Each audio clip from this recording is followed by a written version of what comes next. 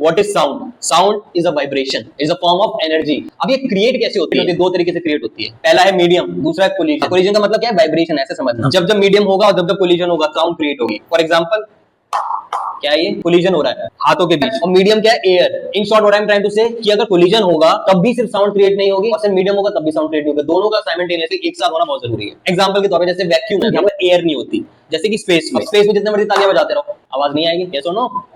Exactly उसी प्रकार जो ह्यूमन बॉडी के वोकल कॉर्ड से जो आवाज निकलती है उसको कहा गया है वॉइस। कोलिजन किस चीज का हो रहा है या फिर वाइब्रेशन कौन होगा? वोकल कॉर्ड, या कहते हैं सांस की नली, वो होगी वाइब्रेशन। अब सेकंड चीज क्या चाहिए थी? मीडियम। मीडियम क्या है? एयर। अब वो जो एयर है वो जितनी ज्यादा होगी उतनी अच्छी आवाज निकलेगी। आप मानते हो ऐसा? जितनी लंग्स में ज्यादा एयर जाएगी यानी इतनी अच्छी और बेटर वॉइस हो जाएगी किसी भी व्यक्ति की। प्रॉब्लम क्या हुई कि हमारे लंग्स हैं उसके अंदर इतनी एयर जाती नहीं है, इतनी ऑक्सीजन जाता ही नहीं। बचपन से धीरे धीरे जब हम बड़े होते आते हैं तो क्या होता है, वो जो लंग्स होते हैं ना धीरे धीरे सुकड़ जाते हैं। आजकल के दिनचर्या की वजह से सांस कैसे लेता आदमी? ऐसे। लेकिन सांस कैसे होनी चाहिए? ये समझ में आया?